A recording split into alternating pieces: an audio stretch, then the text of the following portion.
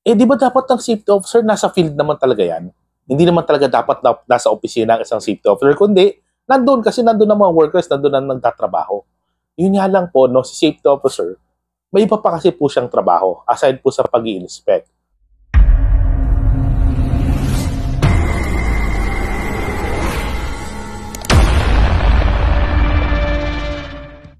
Welcome back mga kwentuhan! Nandito na naman po tayo sa bagong episode ng Mga Kwentong Safety. Alam naman po natin no, na isa po sa mga trabaho ng safety officers is yung mag-conduct po ng inspection. Diba? Wherein mag-iikot ka, no, mag-walkthrough ka sa iyong workplace, no, para po makita yung mga possible na hazards. And of course, maiwasan agad yung aksidente na mangyari sa ating mga empleyado. Ngayon, ang tanong lang naman na madalas ko naririnig, no? Gaano katagal ba, ilang oras ba dapat ang ilaan ng isang safety officer sa maghapon, no? Sa pag-conduct ng safety inspection. Again, ako po ulit si Reg Pasco. Pagkwentuhan po natin ngayon, no? Gaano nga ba dapat katagal mag-inspect sa maghapon ng isang safety officer? Tara po, magkwentuhan po tayo. Ngayon, baka po natatanong ninyo, no? Di ba dapat ang safety officer nasa field naman talaga yan? Hindi naman talaga dapat nasa opisina ang isang safety officer, kundi nandun kasi nandun ang mga workers, nandun ang nagtatrabaho.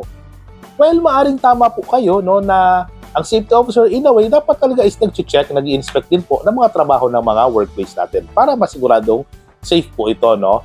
Yun nga lang po, no, si safety officer, may iba pa kasi po siyang trabaho, aside po sa pag-i-inspect. No? O ako nga po tatanungin nyo, ako nung bago po ako sa safety, first 2 to 3 years, mas gusto kong nasa field. No? Hindi nyo po ako mapag-i-stay talaga sa office, no? Mas gusto kong nasa field ako. Oo, bakit? Mas marami kasi ako natututunan doon, and aminin natin, no? Pag nasa field ka, mas mabilis ang oras. Di ba? Hindi nakakainip, okay? And also, another thing, naalala ko nga po, no? I think way back 2008, no? Bago-bago pa ako sa safety noon, magto 2 years pa lang ako. Yung project manager namin, construction po kasi yung kinalakihan ko industry, no? Hindi talaga nilagyan ng pwesto sa office yung mga safety officers tsaka mga site engineers. Wala kaming pwesto sa opisina. Oo, so saan kami mag-stay? Conference room lang daw. Gusto niya talaga nasa field kami. No? So again, anong punto ko dito? Mas gusto ko talaga nasa field. Mas gusto ko yun. Kaya lang po, no? Hindi lang kasi yun ang trabaho ng safety officers. We still need to do documentation. Minsan kailangan natin gumamit ng computer, gumawa ng reports, mag-conduct ng trainings, di ba? And so on. Okay? May iba pang trabaho si safety officer aside po sa safety inspection. Ngayon, yun na nga po yung tanong natin.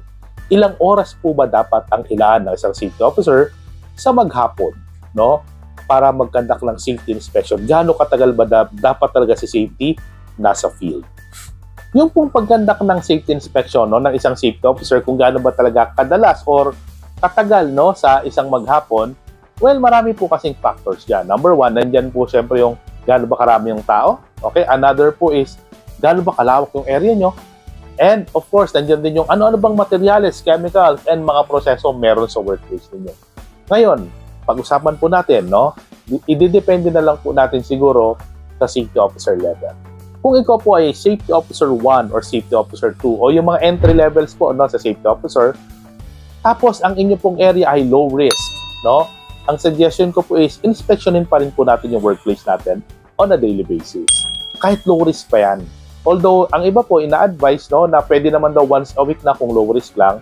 Pero again, mas akin kasi, no, mahirap, hindi ka mapapakali din eh.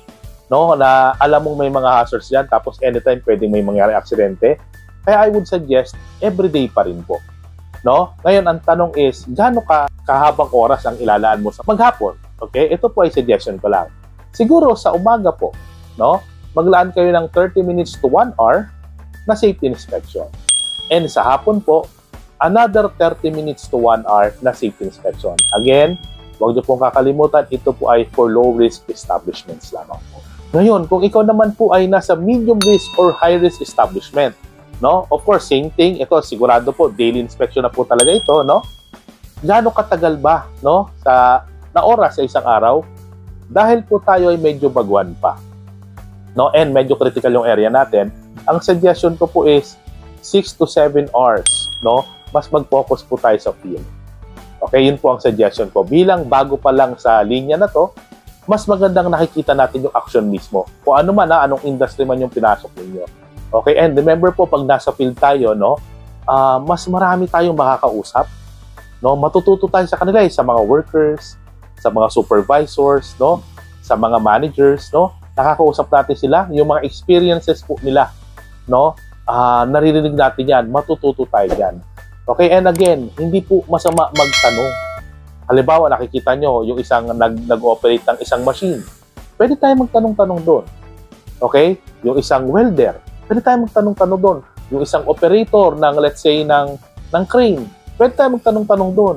Yung nagluluto, di ba? Paano kung industry natin is food industry? O yung nagpe-prepare ng meal, pwede tayo magtanong-tanong. Remember, as bago po sa linyang ito, mas maganda po na nakikilala natin, no? Nalalaman natin yung mga proseso and mga diskarte po ng manpower po natin, no? Kaya ang suggestion ko po, mas mag-stay po tayo ng mas matagal sa field, 6 to 7 hours, sa 8 oras sa trabaho, kung tayo po ay nasa medium risk or high risk. Kung ikaw po ay SO3 na po, no, na level, okay? Ang suggestion ko po is, medyo mababawasan na ngayon yung oras natin sa pag-field yan.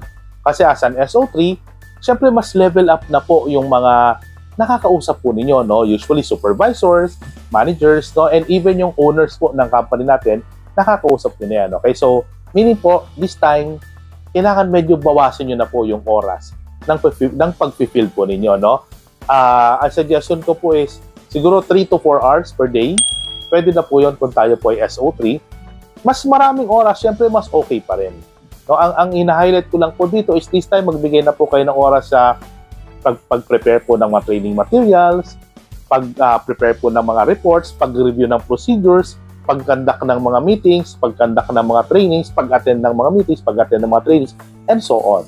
Okay? So, siguro po, 3 to 4 hours. Medyo okay na po yun. No? Ngayon, kung mas madadagdagan nyo pa yun, no, habang nagagawa yung mga binabanggit ko po na posibleng madagdag na trabaho as an SO3, syempre, much better po. Okay? Mas maganda. Mas gusto kong nasa field, sa totoo lang, no, kaysa po yung nasa office, no. Pero again, yun naman po yung suggestion lang.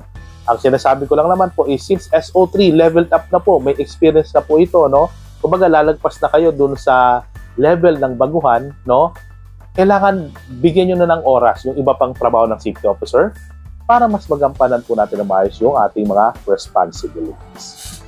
And syempre naman po, no, as an SO4, no, mas lalo na pong nababawasan yung oras ng pag-i-inspection natin. Siguro most likely po mga 2 to 3 hours at most sa isang araw. No, usually po yan talaga yung ating mga kasamang SO4, sisilipin yung workplace sa morning and sa afternoon. No, alam niyo kung bakit? Kasi usually may mga tao na po yan sila eh. No, may mga safety officers na po, no, SO1, SO2, SO3 na medyo under po nila na yun talaga yung nag-i-inspect sa mga workplaces, no? And another reason, no, ba't nababawasan yung oras ng inspection ng isang SO4? Kasi dumadami naman po ng dihamak, no, yung responsibility nila pagdating po sa paggawa ng reports, no, this time gagawa ka ng report, ang pagpe-presentan mo na management na si boss mismo, no, or gagawa ka ng training materials na ang attendees mo naman ngayon, mga supervisors, mga department heads, no, magre-review ka ng mga materials na dinideliver when it comes to health and safety kasi titingnan mo kung standard yung materials, no? So, mas dumadami po yung trabaho ng SO4 po, syempre, doon sa management side. So, in a way, nababawasan syempre po yung posibleng oras siya sa pag-inspection. But then again, may mga tao naman po usually sila. Okay, and of course, 2 to 3 hours, yun yung sinabi ko. Kung madagdagan yung oras ng pag-field, why not? Diba? So, ang sinasabi ko lang po is, as an SO4, syempre po, mas marami na lalo yung responsibilities, mas marami na po yung oras na ilaan mo kasi kakausapin ka ng kliyente, kakausapin ka ng boss mo, you have to deal with customers, you have to deal with LGUs, no? So, yun lang po. Kaya may chance talaga na madagdagan yung oras ng SO4 sa ibang bagay naman po aside from sa safety inspection. Pero syempre, hindi pa rin dapat mawala yung pag-conduct ng inspection kasi trabaho pa rin po yun. SO1 ka man, SO2, SO3, or SO4. So, that's it. Again, maraming salamat po, no, sa pagtapos ng video nito. And again, huwag niyo pong kalimutan, ha, meron din po tayong ginawang video, no, about paano ba talaga mag-conduct ng safety inspection sa workplace, okay? And again, lahat po na nabanggit ko dito, no? Kung ilang oras pa talaga dapat ang ilaan ng isang safety officer sa pag-inspect, ito po ay opinion ko po and makabase rin po sa mga narinig ko sa mga kakilala po natin safety managers and supervisors. And ako po ulit si Reg Basco, hindi po ako nagmamarunong, hindi po ako nagmamagaling, nagkukwento lang. Salamat po ulit.